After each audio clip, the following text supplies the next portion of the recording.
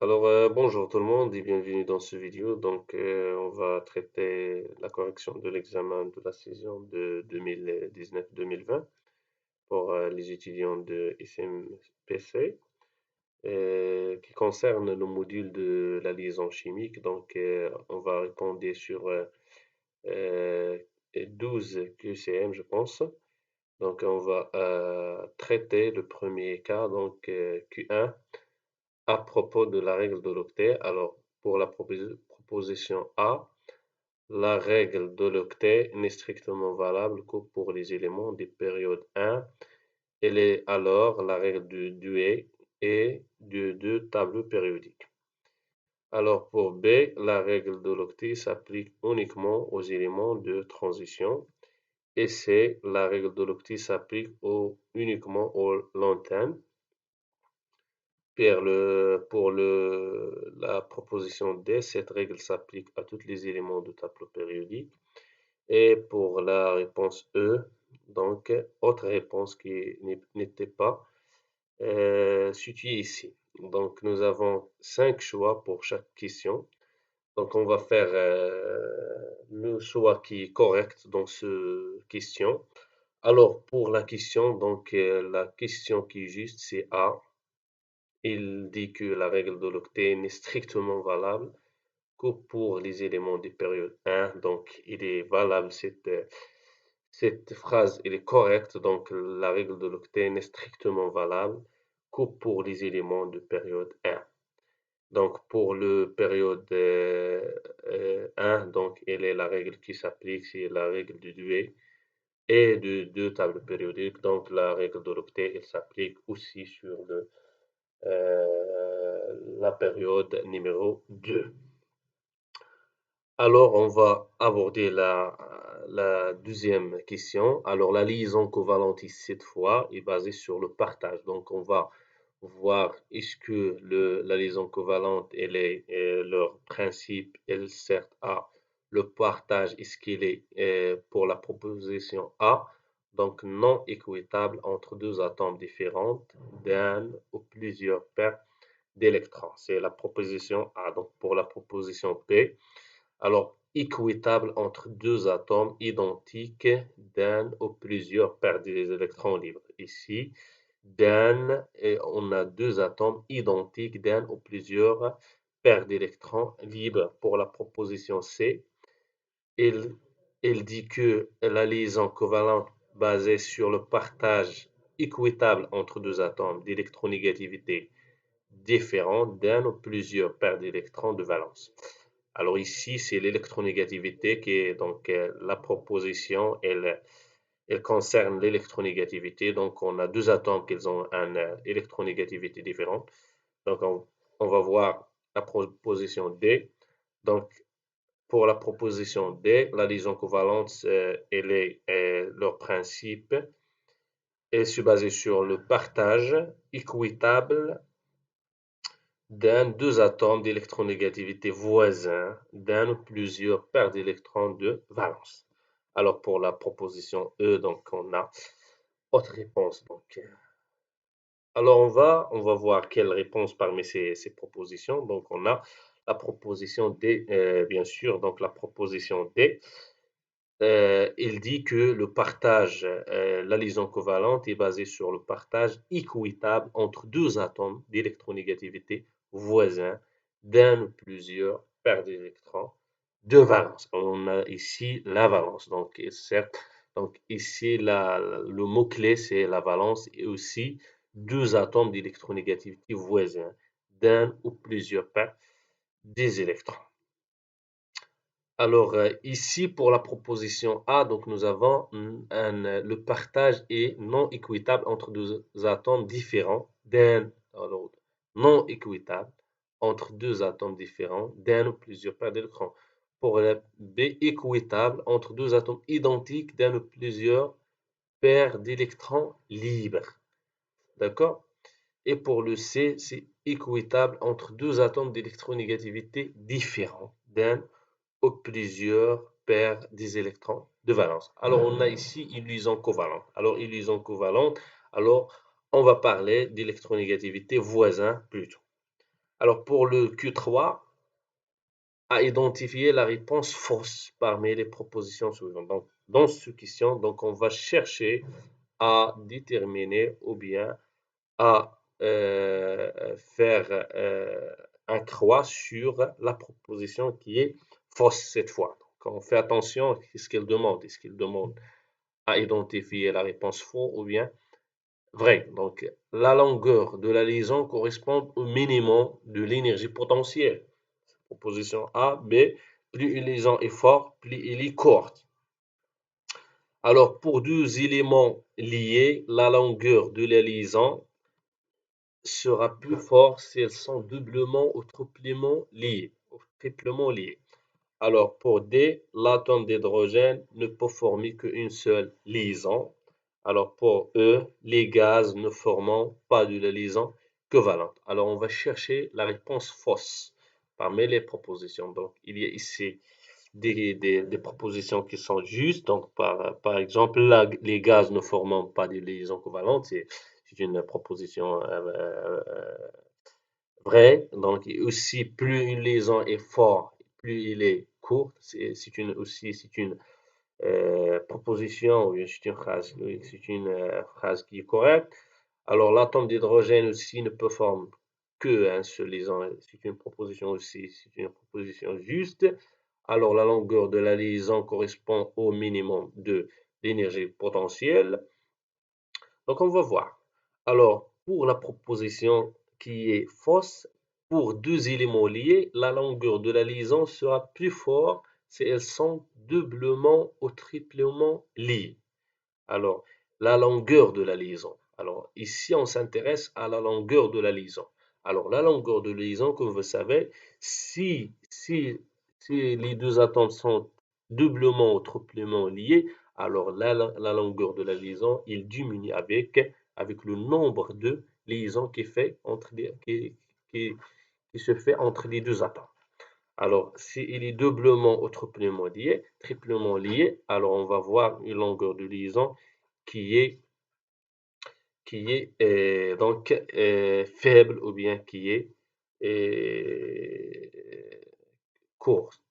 Alors, Q4, à propos de l'électronégativité, donc on va définir ce que ça veut dire une électronégativité. Pour QA, si la capacité que possède un élément à retenir ses électrons de valence autour de son noyau, et pour la proposition P, la capacité de garder ces électrons et attirer les autres de l'atome avec lesquels elle forme la liaison. Pour la structure C, alors on a un élément qui a une faible électronégativité a tendance fortement à attirer les électrons de la liaison. Alors pour la proposition D, mesurer son échelle selon une seule échelle. Pour la proposition E, alors on a une autre réponse. Alors ici, c'est à propos de l'électronégativité. Donc on va cocher la bonne réponse. Alors ici, on a quoi? La capacité que possède un élément à retenir ses électrons de valence autour de son noyau. Alors autour de son noyau, c'est une proposition qui est forte.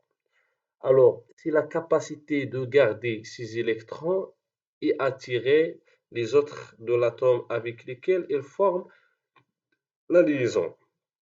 Un élément qui a une faible électronégativité a tendance fortement à attirer les électrons de liaison. Alors, c'est un élément qui a une faible électronégativité, donc il n'a pas la tendance d'attirer les électrons. Donc, si c'est une réponse qui est fausse, alors mesurer selon une seule échelle, donc est-ce qu'il est mesuré en un seul échelle? C'est ça ce qu'on va voir. Alors, c'est la proposition qui est juste, bien sûr. Alors, selon une seule échelle, donc il est mesuré selon une seule échelle, l'électronégativité se mesure selon un seul échelle. Très bien. Donc, pour Q5, à propos de la polarité des liaisons, donc on va voir ce qui concerne la polarité cette fois. Alors, une liaison covalente est polaire si la différence de l'électronégativité des éléments la formant est grande. Alors ici, la polarité, ou bien la différence la différence d'électronégativité des éléments la formant I grand. Alors pour B, un liaison covalente et polaire si la différence de l'électronégativité des éléments la formant est nulle. Alors on a ici nul. Pour C, une molécule idée polaire si elle est parfaitement symétrique. Ce qu'il est juste, on va voir par la suite. Alors pour D, une molécule idée polaire si elle ne possède pas de symétrie. On va voir par la suite. Donc E, autre position ou bien autre réponse. Alors ici, j'allais vers la proposition C. Une molécule est dite polaire si elle est parfaitement symétrique. Ici, c'est le contraire de cette phrase. Une molécule est dite polaire si elle ne possède pas de symétrie. Alors, on sait bien que pour une molécule, pour avoir un moment dipolaire, elle doit être non symétrique. Alors, la réponse qui est juste ici, c'est la proposition D, bien sûr. Alors, la molécule est dite polaire si elle ne possède pas de symétrie, soit un axe de symétrie ou bien un plan de symétrie. Alors, ici, Q6, lesquelles des molécules suivantes est polaire? Donc, nous avons déjà vu que pour qu'une molécule soit polaire, donc elle doit avoir, ou bien elle doit être pas avoir un plan ou bien un point de symétrie. Alors, nous avons ici plusieurs molécules, donc on va chercher lesquelles est polaire et lesquelles qui n'est pas polaire. Alors, les propositions, ce sont ici. Alors, pour la première, PF3, CE2, NH3, CCl4 et PE, Cl2. Alors, pour savoir quelle molécule est polaire et qui ne possède pas un moment dipolaire, il faut faire la représentation de chaque molécule. Alors, pour la première, alors j'ai l'atome central, c'est B, donc, et je fais la schématisation de F3. Donc, voilà les trois atomes de flore. Donc, je vois bien que l'atome, est-ce qu'elle possède un... Donc, on va discuter par la suite, est-ce qu'elle possède un élément de symétrie? Donc, on continue. Donc, pour la proposition P, CO2. Donc, j'ai C, l'atome central, et deux molécules de oxygène, avec deux plis libres pour chaque atome d'oxygène. Et la troisième proposition, NH3.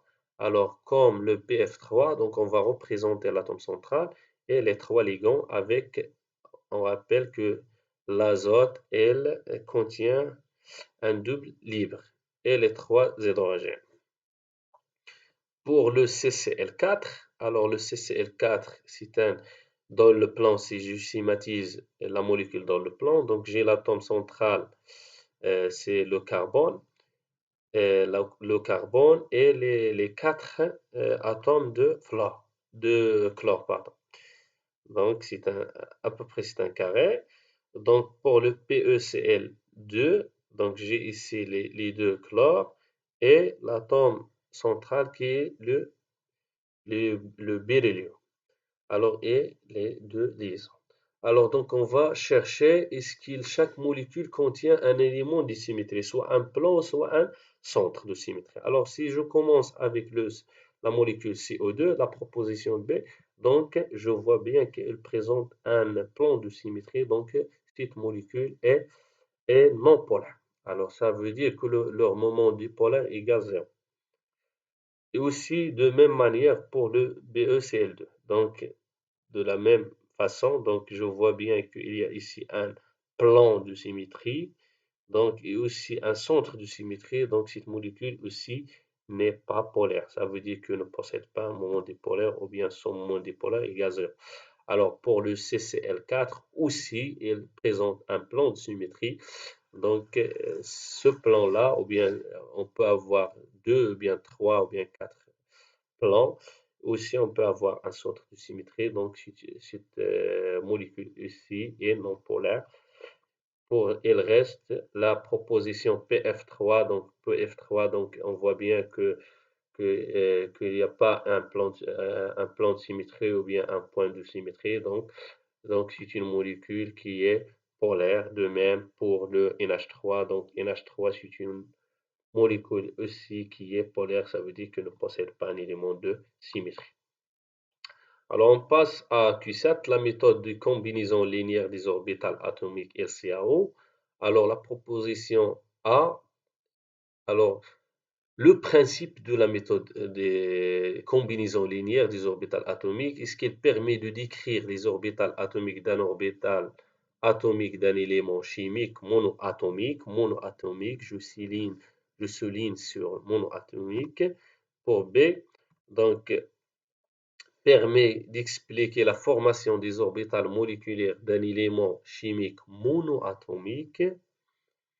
Donc, pour C, permet la distribution des électrons dans les couches de valence atomiques. Et pour la D, est basée sur la distribution des électrons entre les orbitales moléculaires. Pour la proposition E, autre réponse. Alors, la méthode LCAO, les combinaisons linéaires des orbitales atomiques. Alors, pour la proposition qui est juste, c'est la proposition P. Alors, la méthode LCAO permet d'expliquer la formation des orbitales moléculaires. Alors, elle permet d'expliquer la formation des orbitales moléculaires d'un élément chimique monoatomique. Ou bien ici diatomique, ici plutôt, pardon. Donc, au lieu de monoatomique, alors est diatomique. C'est la réponse qui est juste. Donc, au lieu d'un élément chimique monoatomique, il faut mettre, c'est la même réponse que la réponse A, mais il faut ici mettre un élément chimique diatomique. Très bien. Donc, le principe de la méthode LCAO est basé sur la combinaison non linéaire des orbitales atomiques ayant des énergies voisines, la combinaison des orbitales atomiques ayant l'axe de symétrie différent, la combinaison linéaire des orbitales atomiques elles ont des énergies proches, le recouvrement axial des orbitales atomiques possède des énergies différentes, et pour la proposition E, autre. Alors, la réponse qui est juste pour cette question, alors, elle sert à la combinaison des orbitales atomiques ayant l'axe de symétrie différent. Donc, c'est une réponse qui est fausse. La combinaison non linéaire, alors, elle s'appelle combinaison linéaire. Alors, A aussi, c'est une proposition qui est fausse. Alors, la combinaison linéaire des orbitales atomiques, elles ont des énergies proches. Alors, la proposition qui est juste, c'est la proposition C. Alors, Q9, à propos du diagramme d'énergie des orbitales moléculaires, il est vrai que les électrons remplissent d'abord les niveaux d'énergie les plus élevés. Alors, on ne peut mettre que 2 électrons par orbital moléculaire. Les électrons d'un même orbital moléculaire, ils ont des spins antiparallèles.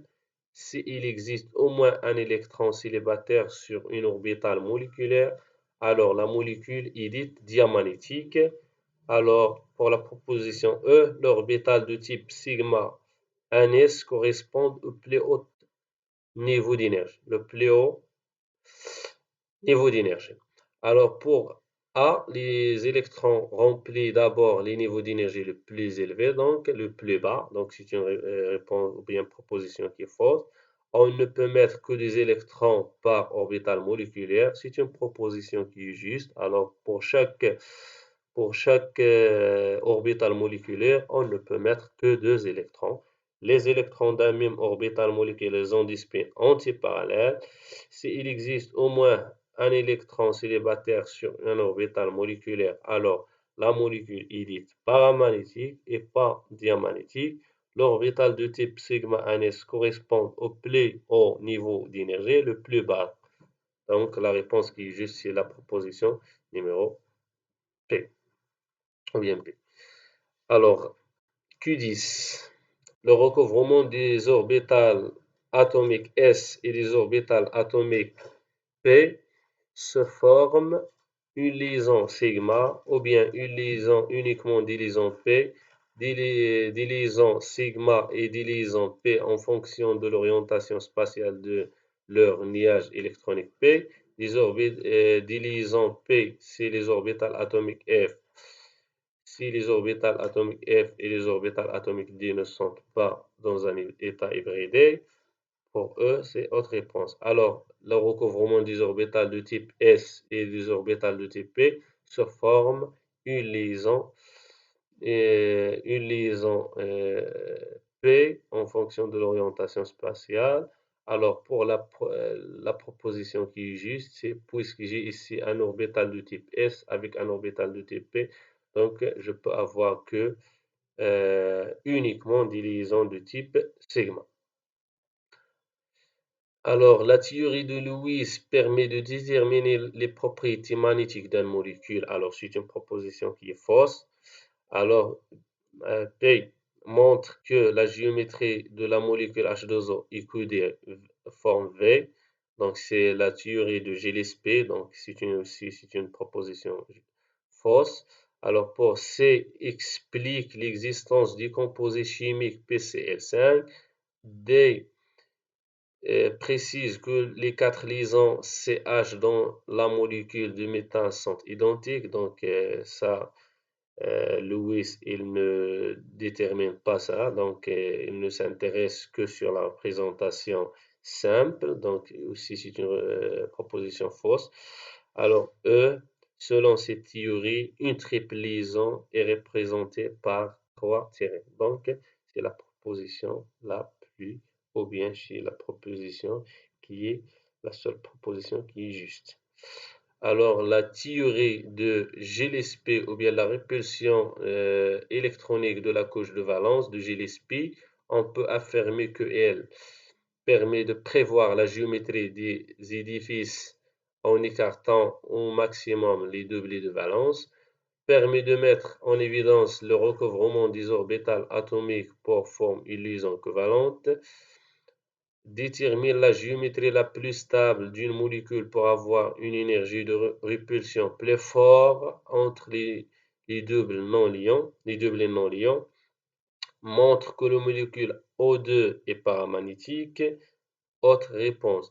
Alors, pour la théorie de Gillespie, elle permet justement de prévoir la géométrie des édifices en écartant au maximum les doublés de valence. Alors, il ne permet pas de mettre en évidence le recouvrement des orbitales atomiques pour former une liaison covalente et aussi il ne détermine pas la géométrie la plus stable d'une molécule hein, pour avoir une énergie de répulsion plus forte. Alors, pour avoir une énergie de répulsion plus basse entre les deux blés non liants montre que la molécule O2 est paramagnétique, c'est la méthode LCAO. Donc, la réponse qui est juste, c'est la proposition A. Alors, comme ça, je termine avec ce vidéo. Donc, merci pour votre attention et j'espère que l'explication était bien faite. Donc, merci pour votre attention et à la prochaine vidéo, Inch'Allah.